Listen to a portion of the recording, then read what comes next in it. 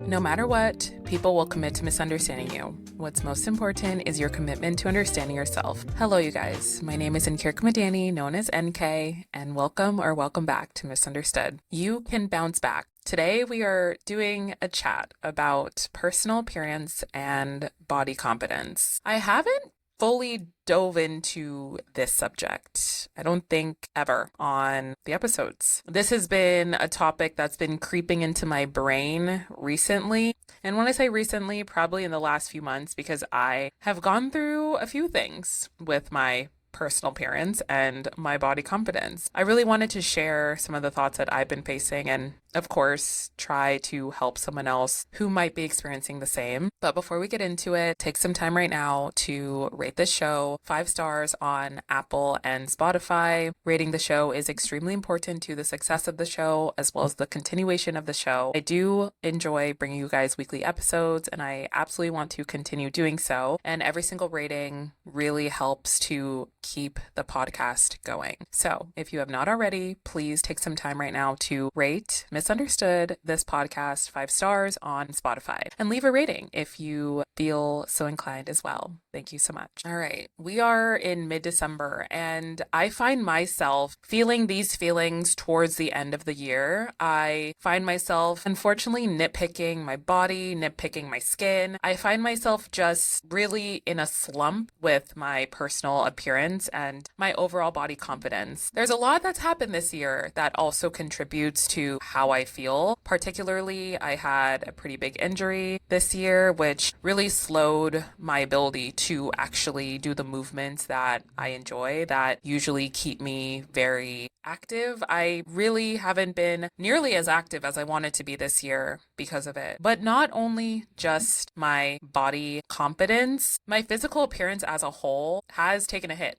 And I really wanted to be honest about that and talk through my feelings as well as things that I'm actively doing now to rectify it. Things that I have found to help me with my confidence overall, with my self-esteem overall. So take any and all advice from this episode, leave what doesn't serve you, but let's get started. I feel like I'm going to take a top-down approach, literally starting from the top of my physical body and going down for the most part. Let's start with hair. I have been going through it with my hair. When I say my hair, my natural hair. If you're watching this on video, I have extensions in, but I really wanted to talk about why I decided to do that and what's really been going on with my health in terms of my hair. I mentioned this on one of my YouTube vlogs that I wanted to detail what's been going on, so I kept it very high level on YouTube, but I'm here to say what's been going on is I have alopecia. I was actually diagnosed with alopecia back in 2023, but it was a very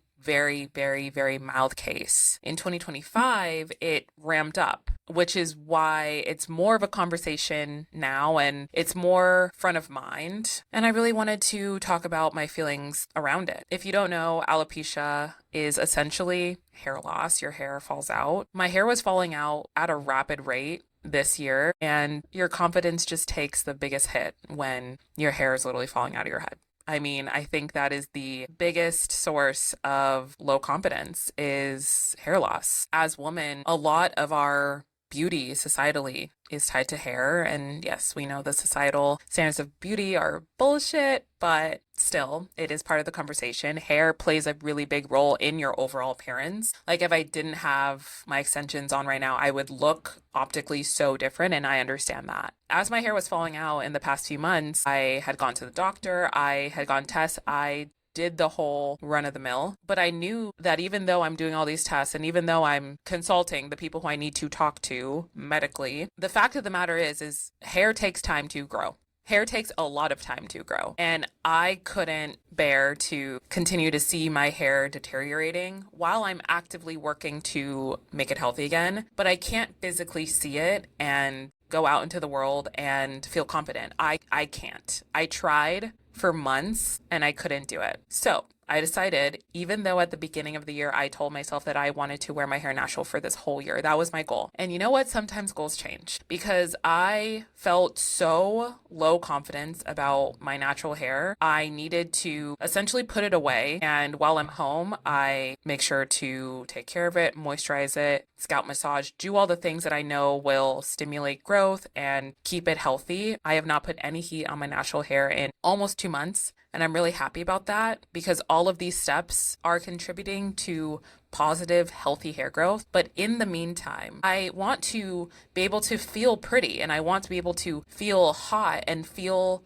like the young baddie I am. I decided what I need to do is to get extensions. I need to circumvent this period of time with a temporary solution that will provide me with a better self-esteem. These are alternatives that we can do to help ourselves feel better in the interim while we're still dealing with something. Now that I have hair that I can whip around and I can curl, I feel better. And here's the thing, that's all that matters. I think there's such a misunderstanding. There is a misunderstanding about why people do the things that they do. Someone can look at me who does not even know who the fuck I am and make assumptions. She's not wearing her natural hair. She's embarrassed by it. She's ashamed of it. I've heard all these things. But they don't even know the half of it. They don't know what I've been dealing with and what drove me to do what I'm doing. And their opinions and what they think are bullshit. All that matters is that you feel comfortable in your skin. And anything that you can do bodily to make yourself feel better, that's exactly what you should be doing. And this is just one thing that I did for myself in the last month and a half, and I'm really happy about it. Cheers to better hair growth and healthier hair. Now, on to my natural hair, my actual hair growth. A few things that I have been doing along with doing the doctor's appointments and testing my follicles. Hair supplements have been helpful, as well as high hair moisture, because I have 4C hair, so my hair dries out so fast, so fast, and that has also been something that's given me low confidence with how dry my hair has been. So I have been putting in so much scalp moisture, as well as shea butter for my strands every single day, and my hair literally soaks it up. Each day I'm doing this, I'm noticing that my hair feels softer, feels more healthy. Softer, healthy hair contributes to hair growth, as well as doing a scalp massage every few days with rosemary oil on my scalp. That has helped to stimulate my scalp. I wash my hair once a week to keep it healthy. Really important for hair health is doing trims. I do my trims quarterly, so once every 3 months, because my hair doesn't grow that fast. I'm actually getting my hair trimmed tomorrow.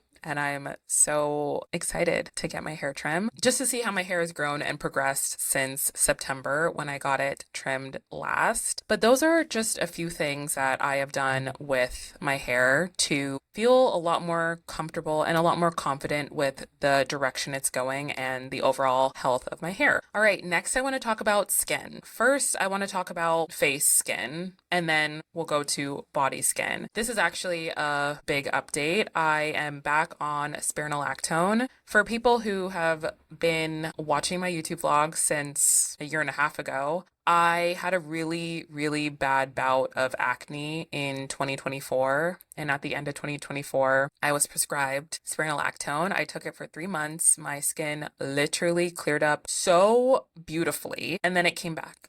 And I learned when I went to a follow-up dermatologist appointment a month ago, she said that you're actually supposed to take it for at least 6 months to really see lasting effects. So I was 3 months too short. Nevertheless, I have my new round of spironolactone, and I'm looking forward to putting my skin first again. I've been really actually half of 2025 was immaculate. I had amazing skin at the beginning of this year. It kind of went to shit, a little bit of hormonal stress, but also a little bit of other factors that contributed to it regressing a little bit. And that made me really sad because I saw how much progress I made with my skin and I didn't want it to revert back. So I took it upon myself to make the dermatologist appointment to get back on my prescription to bounce back. My skin is going to bounce back. My hair is going to bounce back. everything is going to bounce back. So along with my spironolactone, I was prescribed tretinoin. I have been on tretinoin since end of 2024, and tretinoin has been a huge game changer with the appearance of my skin. In the past, I've referred to tretinoin as a product that literally makes you age backwards. I feel like I look younger now than I did even 2 years ago, and I think it's because of tretinoin. It's such a powerful medicine. You can only get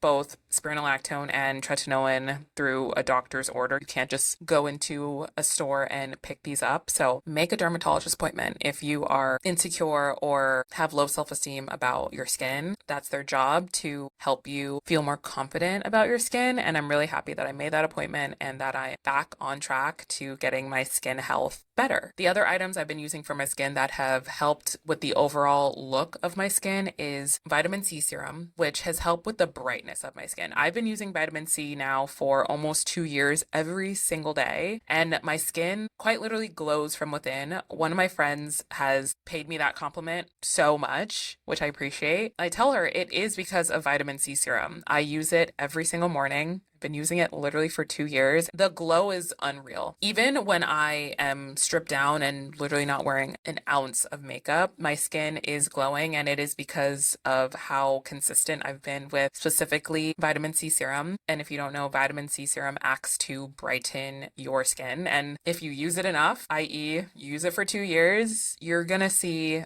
that glow just happen naturally. And the other product I've reintegrated into my routine has been collagen. I fell off of it for a few months, and then I put it back into my routine 3 months ago. And I think collagen is a really great supplement for hair, skin, and nails collectively. But with my skin, it is supposed to help it be healthy, but also glow from within. And I think it is doing that. It might be a placebo, I don't know, but I stand by collagen, and I've been drinking it for months and months now. And I started drinking it back in 2022, so I'm no stranger to collagen. I've had it in my routine on and off for years, and I enjoy it being part of my routine. Okay, next we are talking about the body, the skin on your body, and just your overall body health, specifically with skin. So first off, getting a body skin check. I did this all in the same appointment when I went to the dermatologist a month ago. I had to strip down naked. It was very vulnerable, but she did a full body scan and looked for moles and looked for any irregularities on my skin. Everyone should be doing that, of course, because it's important to take care of your overall health. So although it was kind of an uncomfortable experience, it made me feel confident walking out of the appointment knowing that I did something for my overall health. Okay, next is get a humidifier. One of my friends convinced me on getting a humidifier because she had been talking about how much of a game changer it made to her skin, especially as we're in winter right now. This is deeply important. My skin has been so dry, so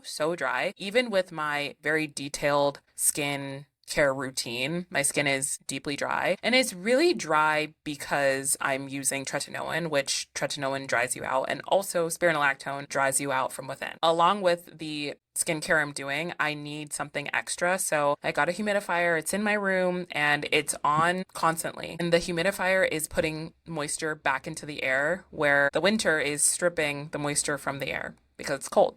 So that really simple act of getting a humidifier has helped my skin so much. I got mine on Amazon. Actually, I will try to link every single item down below in one link, and you can click that link and it should take you to all the items I'm referring to in this episode. If anybody cares to look, I'll put that there for you. I got the humidifier and I'm loving it so far. Now we're talking things you do in the shower for your bodily upkeep: dry brushing, scalp brushing, and shaving. All of these things have to do with the skin on your body. I love dry brushing because it's a way to gently exfoliate the skin on your body. Scalp brushing is exfoliating your scalp, which promotes hair growth, as we talked about previously. And the thing about shaving is we all don't really want to do it, especially in the winter, because we always say, well, no one's going to see my legs or no one's going to see wherever because it's cold and it's winter and we're not wearing revealing clothing like we are in the summer. But I found that doing my weekly upkeep of shaving my body has lifted my confidence because when I touch my leg, it's smooth rather than hairy. There's nothing wrong with hair also. I don't want that to be misconstrued in any way. But for me, shaving my entire body at least once a week has helped me feel more confident bodily overall. Even if I'm the only one seeing it, that's okay. I feel confident within myself, and that is what matters. It's about our personal confidence. Things to do post shower to feel refreshed and to feel nourished: lotion, lip mask, and feminine wipes. So, lotion. I am the biggest proponent on lotion. I think I should be the poster child of Vaseline because I have been using Vaseline since I was a baby because my grandma instilled in me how important it is to put lotion on every single day. When I was a kid, she made me put it on twice a day, and I'm really thankful for that because one of the highest compliments I've gotten from any guy who's ever touched me is that my skin is so soft, and it is because I put lotion on twice a day and I keep my body so moisturized, and that has helped me with my confidence so much. Just having such soft, supple skin will just really, really help with your body confidence. Ladies, we are wearing lip masks. We're not just wearing it at night, we're actually wearing it day in, day out in the winter. As we're in winter right now, it really is important to double up essentially on the things that you would do any other time of the year because it is colder and our body is literally being stripped of all the moisture. 2 years ago, my lips were so cracked that they started to bleed, and I will never forget. And since then, I had vowed to put my lip health as a top priority. I feel like a lot of people forget about lip health. We just don't even think about it. But especially in the winter, you need to prioritize making sure that your lips are moisturized. I get a lip mask from Trader Joe's. It is $2. I've bought, I think, 6 of them now. I just keep on rebuying them because they are amazing. And I put it in my bag and I have it everywhere I go. I have a lot of different lip balms, but that is my all-time favorite one, and it is literally only $2, so everyone should go get it. Make sure that your lips are moisturized. And I wanted to talk about feminine wipes for a hot second because although a lot of us know that your vagina, and you know what? We should not be afraid of saying that word because that is literally the biological term for what we have, ladies. Our vaginas are self-cleaning organs, if you didn't know. So you don't have to do much to it, but just as a refresh, I love using feminine wipes just to wipe after maybe going to the gym or even before I'm getting ready to go out. I like to just feel fresh down there all the time. So I'm always using feminine wipes. I don't know the brand off the top of my head, but I will put that in the link in the description that I'm going to make for you guys. I wanted to say this as well before we leave the feminine area conversation. If anything feels off down there, go to the doctor. Always, always go to the doctor. There's been so many times in my early 20s that I just didn't know what was going on. And instead of panicking, I decided to just call the doctor. The doctor was probably sick of me, but I needed to know that everything was okay. So if anything feels off or smells off, whatever, make a doctor's appointment and it'll just put you at ease. And I feel like that helps with body confidence as well, knowing that your whole body is taken care of, especially your female reproductive system. Last item for the body that I wanted to touch on is body shimmer. I've been wearing body shimmer almost every day. I really thought that I was only going to wear it during the summer because it's sunny and then it glistens your body, but I've actually been extending that into the fall, winter months. I wore it 2 weeks ago and I got nonstop compliments. So I really need to be wearing it every time I go out. It's such a body confidence booster when someone stops you out of the blue and tells you that your skin is glowing and that you look radiant. I will never get over that compliment. So I'm going to continue putting body shimmer on my body for any and all occasions. There doesn't have to be a specific occasion to put body glitter on. And I think that's what I thought previously, but now I'm changing my tune because it's really fun to feel hot. And body shimmer does make you feel hot. I think a lot of people forget about nail health as well. I definitely had neglected my nails for a bit, and it got to the point where my nails were super, super unhealthy because I did not take a break from putting gel on or getting acrylics for a bit. I haven't had acrylics in a while, but I put my nails through the ringer and then they became really dry and really brittle and really thin. Back in September, I made a promise to myself that I'm not going to put nail polish on or get my nails done for at least 6 months because I really want my nails to get healthy again. So we're on about month 3 of leaving my nails alone, and they're already coming back to life. I've been cutting them weekly and putting nail repair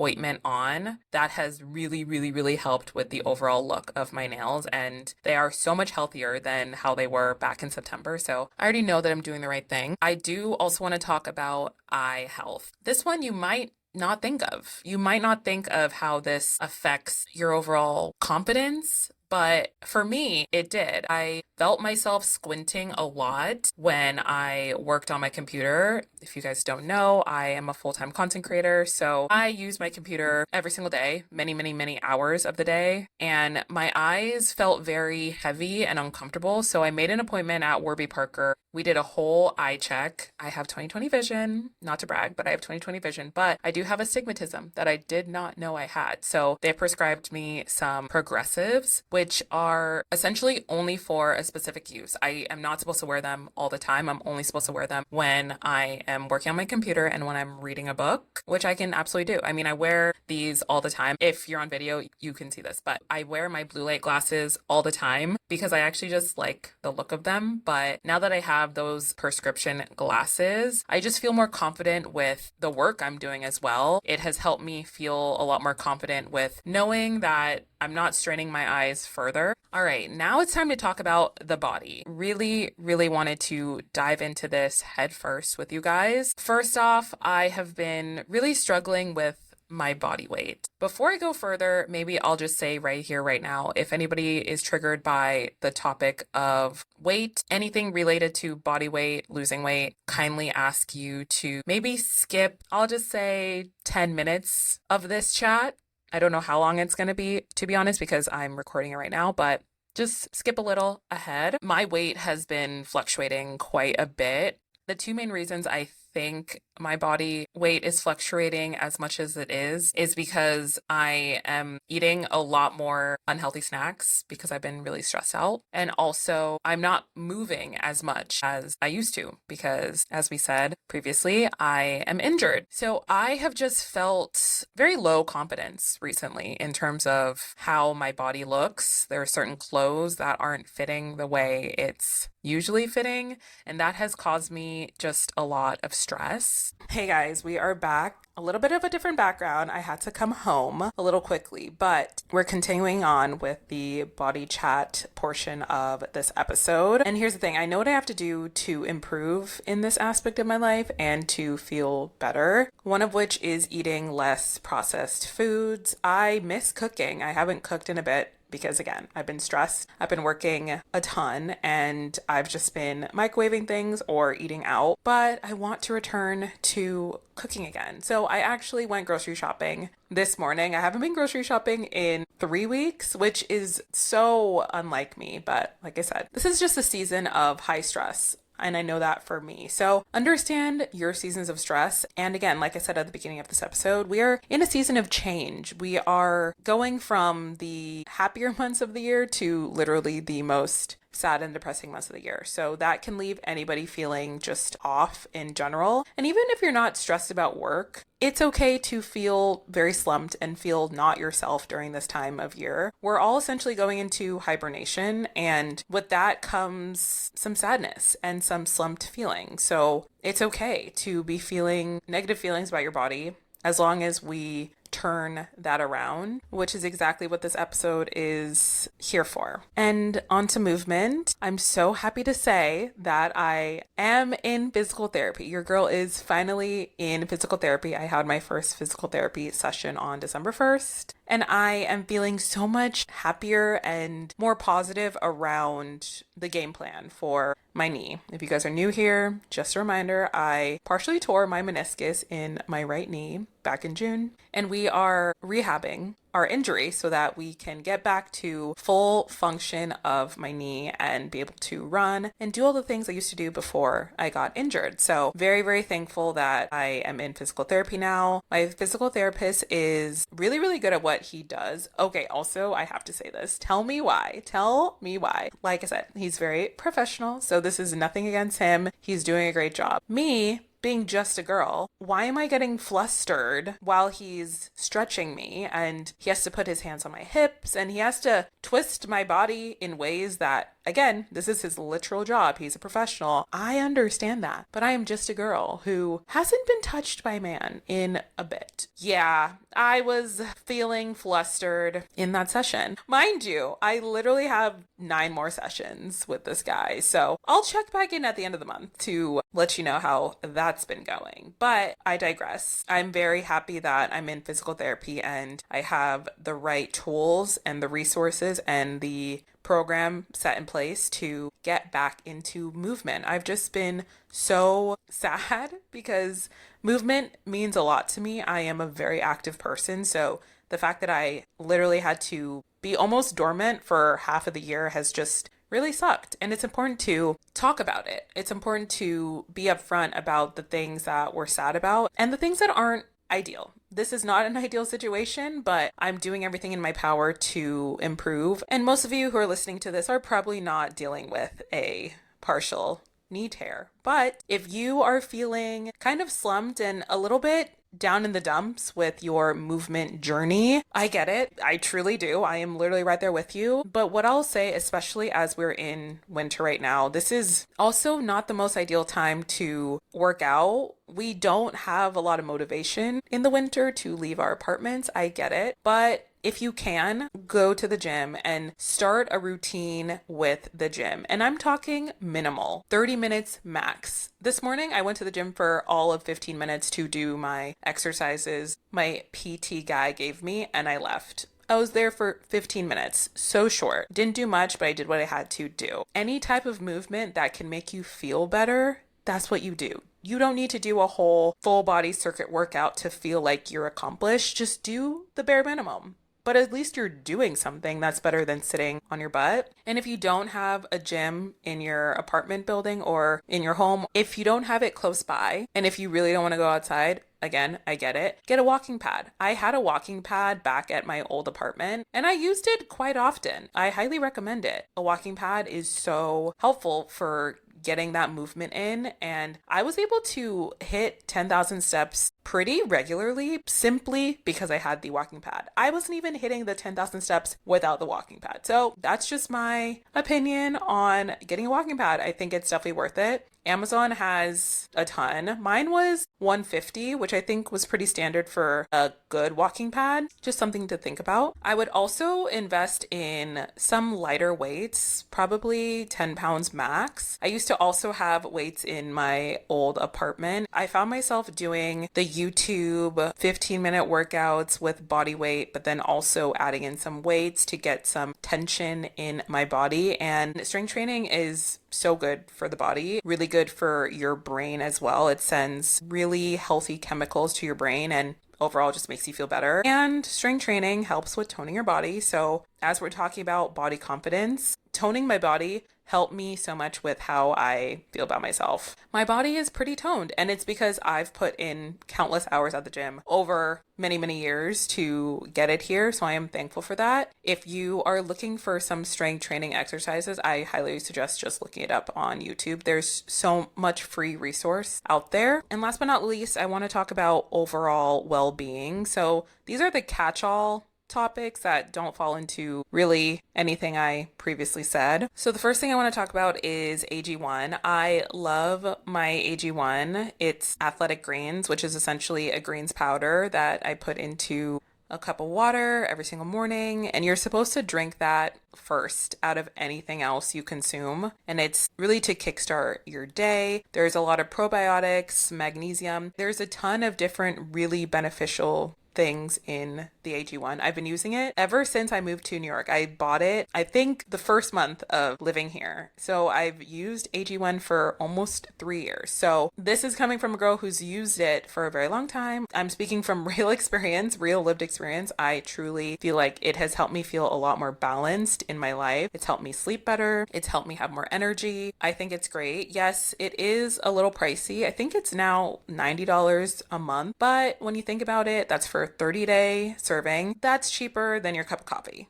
Let's be honest. It is cheaper than your cup of coffee and you're doing good by your body. So I would invest in that rather than a cup of coffee. That's just my truth. Another really big element that I've integrated into my life, especially in 2025, I have just drank less overall, less alcohol. I really have taken a touch and go approach with alcohol. I drink it sometimes, but I have not gotten drunk in a very long time. And it's not even a point of pride, and I'm not trying to flex that. It's just a fact. I haven't been drunk in a long time. When I go out with my friends, I drink 2 to 3 drinks max. I don't take shots. A celebratory shot here and there, but few and far between. And I drink a shit ton of water. I try to drink in the daytime so that it doesn't ruin my sleep. There are things that I've implemented over years of seeing myself and how I've processed alcohol that I didn't love. It's all about growing and improving. And there have been things that I've seen in myself that I want to improve. And I didn't want to drink as much and I didn't want to feel groggy, but I do enjoy drinking more socially, but I didn't want to revolve my life around it. And there was a point where my life did revolve around that and I hated that. And I've done so much work to make sure that wasn't the case now. So I'm happy for how much I've grown in my journey with alcohol and my relationship with it. And it's just made me feel better. It's made me look better as well. This is a fact. Alcohol does make you more bloated and more puffy. Me lessening my alcohol intake, I just look overall slimmer. It's done wonders with how I actually look, and I'm really happy about that. Next is water, and specifically more electrolytes. I actually just poured some electrolytes because I found myself feeling really dehydrated. And when I feel really dehydrated, instead of just pouring a glass of water, I make sure to put electrolytes in it. I've talked to you about electrolytes before. I've tried a ton and I like a ton of different ones, but electrolytes are such a game changer to help you feel more energized and honestly replenish your system a lot faster than just plain water. Also, hot take, I hate the taste of just water, so I need something else to supplement that taste, and electrolytes are usually flavored, so that's what I'm grabbing for when I feel these bouts of being really dehydrated, and it helps me feel better and sustain my energy. And when your energy feels better, you obviously feel better about yourself, which is promoting your overall appearance and your confidence. The next one is steam and sauna. So I don't have access to a steam and sauna pretty regularly, but one of my friends lives in a building that has a sauna room, so we've made it our goal to do a weekly sauna. Very looking forward to that. I just think it is very important to sit in a room to really get all the gunk out. You're literally opening up your pores and you feel so rejuvenated after. Me and her sat in the sauna for, I think, 30 minutes last time. And yes, we were about to pass out, but we felt good overall, and we felt like we really drained our body in the right way. I think that there are memberships in the city for steam and sauna rooms. There are some steam and sauna rooms in gyms if you're in the market to change gym and look for a new gym. I'm happy that I have that perk with my friend, but if you're looking for a way to treat yourself that's definitely out of the everyday and really just to perk you up, boost your mood, definitely look into a steam and sauna room. And then lastly is your sleep schedule. All roads do lead back to sleep. I've said this in one of my very first podcast episodes, but all you need is sleep and water to feel like a normal functioning human being. I notice I am my crankiest and my most off when I get less than 6 hours of sleep, which doesn't happen often, but lately, because I've been working a lot, I am literally barely hitting 6 hours of sleep, which is not good. I want to get back to my 8-9 hours of sleep because when I get that amount of sleep, I feel rejuvenated. I feel restored. I feel like I can do anything with a full restful night of sleep. I wanted to throw in appointments that make me feel good that I do once a month, and then also bonus appointments that I do when I feel like it or if there's an occasion that just boosts my mood and helps me with my overall appearance and makes me feel pretty and cute. So the non-negotiable once a month appointment I do is my brows. I get them threaded. I've been getting them threaded for 6 years now. Back in San Francisco, I started getting them threaded. And then when I came to New York, I said, I need to find a good place to get them threaded. I found one right next to my very first apartment in New York City. And even though I've moved 3 times now in New York City, I still go back to the very first place that I ever went to get my brows threaded and I love them. They do such a good job. As long as I live in New York, I will go there. I think threading hurts less than waxing, and I think threading is also more precise than waxing, and which is why I prefer threading over waxing. But my eyebrows grow pretty regularly each month, so when I see my eyebrows getting really bushy, I already just don't feel like myself and I feel a little off and not as cute. So when I get my eyebrows done, I just walk out feeling clean. It definitely helps my overall appearance. And then the 2 bonus appointments I do, not every month, but when I feel like it, is getting my lashes done and a facial. I love getting my lashes done. It's definitely a luxury. I used to do it so often back in San Francisco, but here in New York, it is a lot more expensive. So I definitely do not do it as much. But when I get my lashes done, I love the look of lash extensions. They look so good. And honestly, I think I'm going to get them soon. I haven't had them for 3 months. So I've